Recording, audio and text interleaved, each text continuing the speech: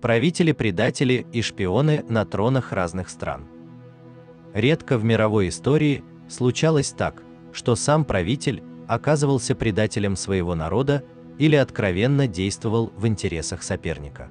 И в этом случае ущерб от таких действий оказывается колоссальным, ведь ни армия, ни народ не могут помешать столь высокопоставленному человеку откровенно играть против своих. И такие прецеденты были. Наиболее яркий пример – польский король Понятовский. Станислав Понятовский стал символом того, как лидер нации подчиняется врагу и сдает под его диктовку все, за что борются его подданные. Он жил в эпоху, когда разрешалось многовековое противостояние Руси и Польши. Абсолютистская Российская империя прирастала могуществом, польская феодальная демократия слабела. Ему предстояло оказаться одним из персонажей грандиозной исторической драмы, фигурой на шахматной доске, а ключевым игроком стала его бывшая любовница Екатерина II.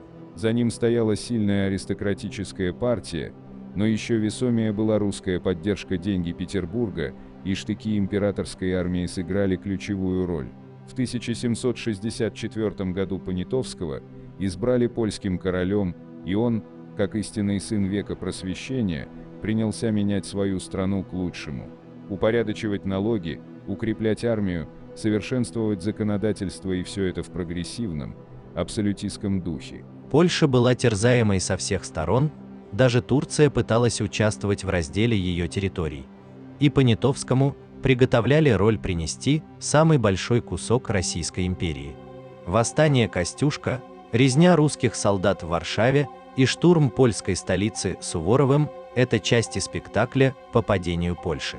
Он проводил непопулярные реформы, которые только усиливали проблемы. Когда народ попытался восстать, это привело к гражданской войне в Польше и стало поводом ввести русские войска.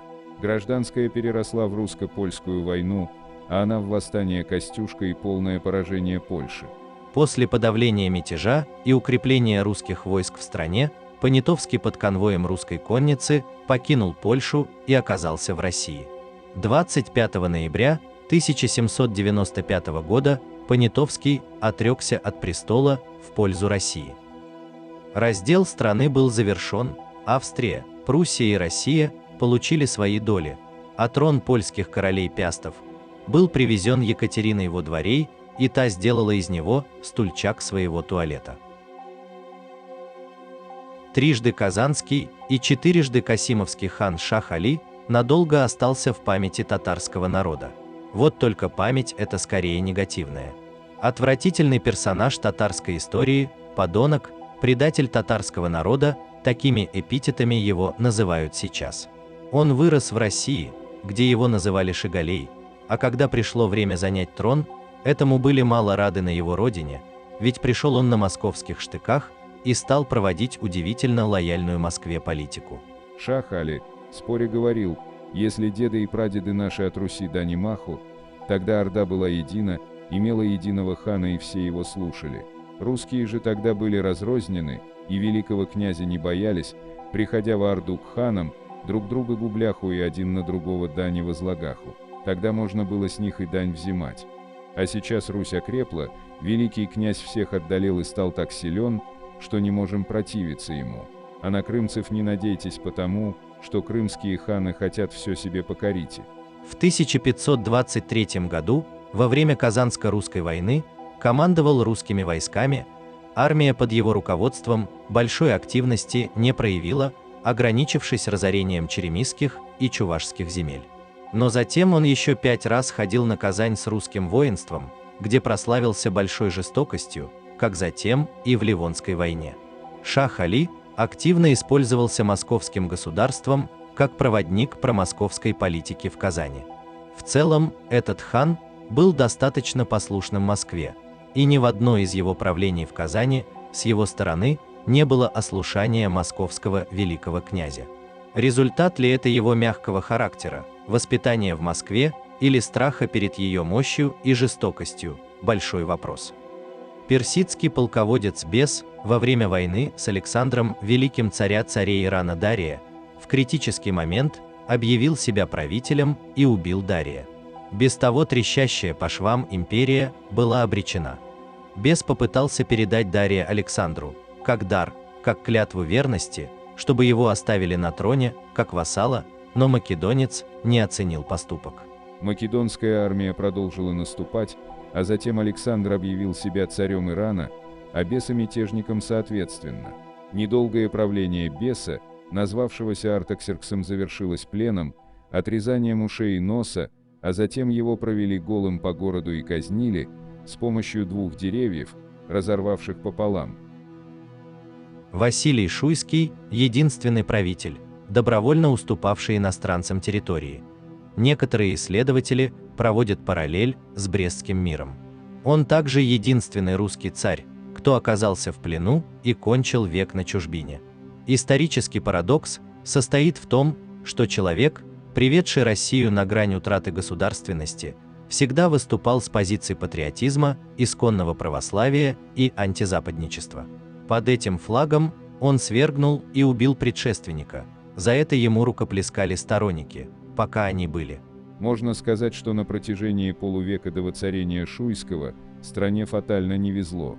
Иван-Мучитель подверг нацию чудовищному террору и нравственному растлению. Его добрый и покладистый сын Федор подарил 14 спокойных лет, но был, увы, недалек умом, а главное, не оставил наследника. Династия пресеклась. В 1584 году, после смерти Ивана Грозного, позиции Шуйского укрепились, он стал боярином и возглавил судебную палату. Вокруг нового царя Федора началась борьба группировок знати за реальную власть.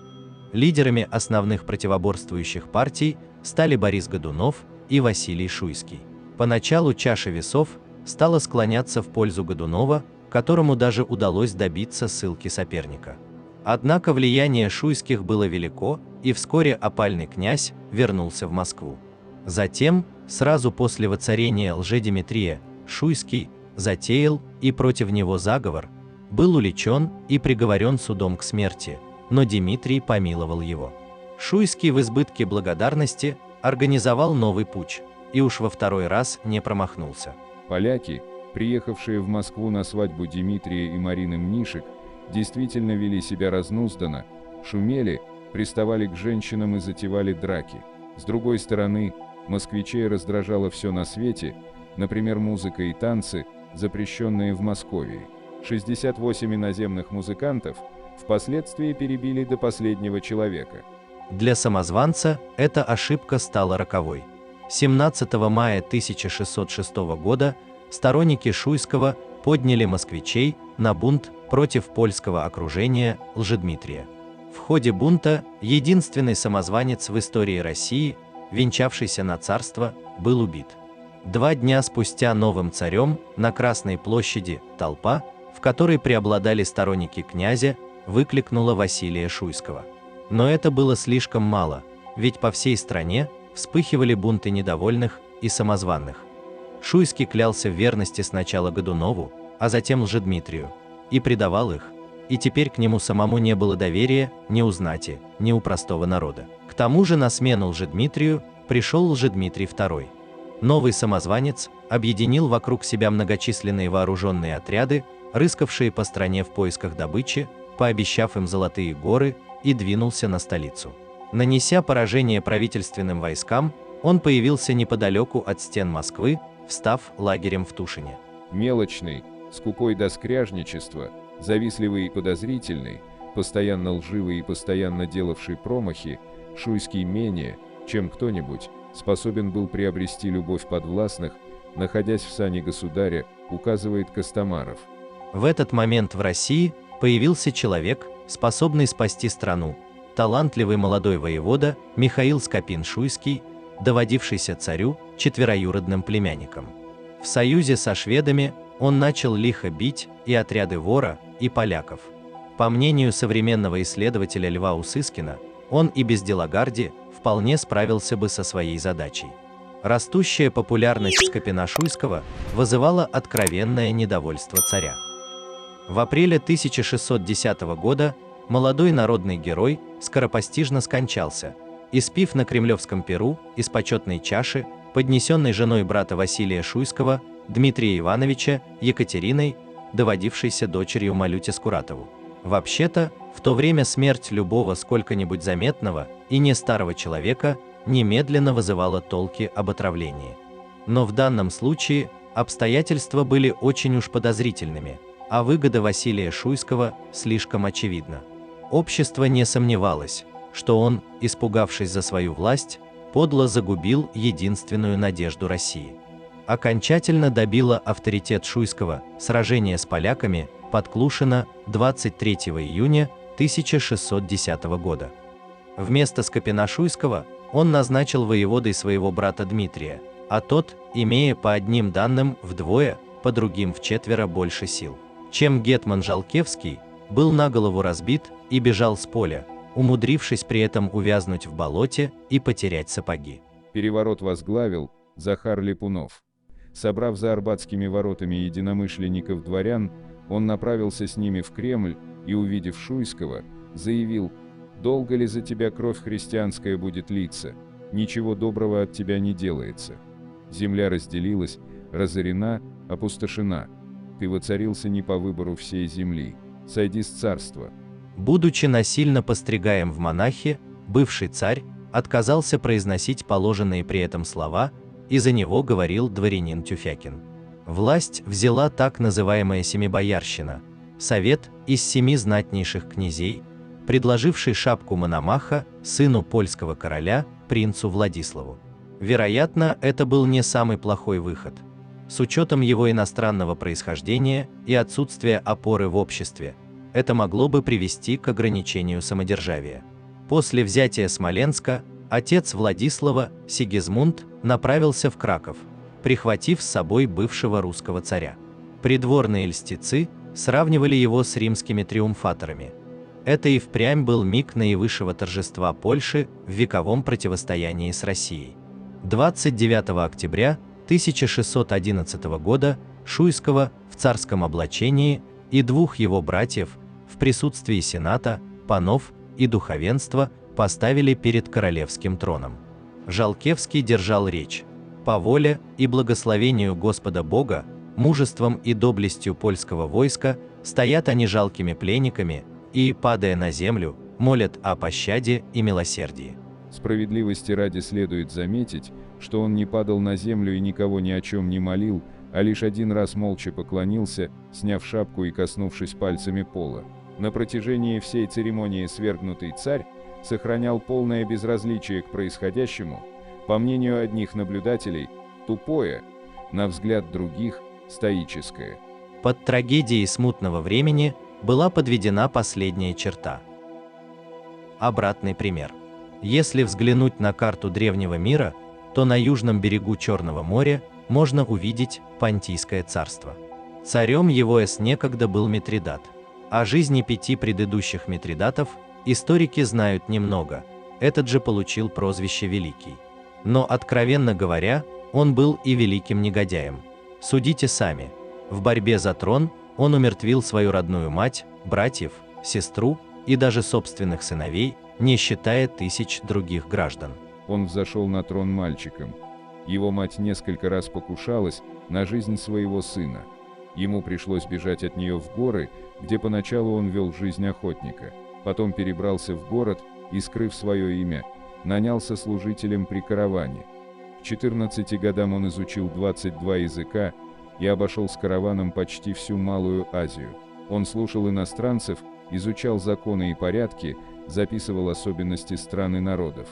Наконец, набравшись знаний, он вернулся в родной Синоп. Тут он, уже не стесняясь, объявил, кто скрывается под личиной служителя каравана. Начал с того, что убил брата, а мать заключил в темницу. Теперь ему никто не мешал занять трон, что он и сделал. Укрепившись, повсюду разослал своих шпионов, дав каждому четкое задание. Митридат готовился к большим войнам не только в Малой Азии и на Кавказе, но и с самим Римом. Для того, чтобы убрать угрозу себе, он умертвил мать, второго брата, сестру и старших сыновей. После этого начался период его 18-летних войн с римскими полководцами Суллой, Лукулом и Помпеем. Войны шли с переменным успехом. Имея точные разведывательные данные, Митридат всегда знал слабые стороны противника и наносил удары в нужное время и в нужном месте. Его коалиция племен наносила удары Риму от Рейна до Парфии, но все же потерпела крах. С самого детства, приучавший себя к ядам, пивший их малыми дозами для появления к ним иммунитета, Митридат был вынужден просить об убийстве себя своего телохранителя Гала. Иначе плен, позор и унизительная казнь ждали бы его в Риме. Мне грозит быть проведенным в торжественном шествии триумфа. Я не могу умереть от яда вследствие глупых моих предохранительных мер при помощи других ядов. Самого же страшного и столь обычного в жизни царей яда неверности войска, детей и друзей я не предвидел, я, который предвидел все яды при принятии пищи, и от них сумел уберечься. Таким было правление и его итоги у царей, не гнушавшихся шпионажа в свою или чужую пользу. Если вам понравилось видео, ставьте лайк и подписывайтесь на канал.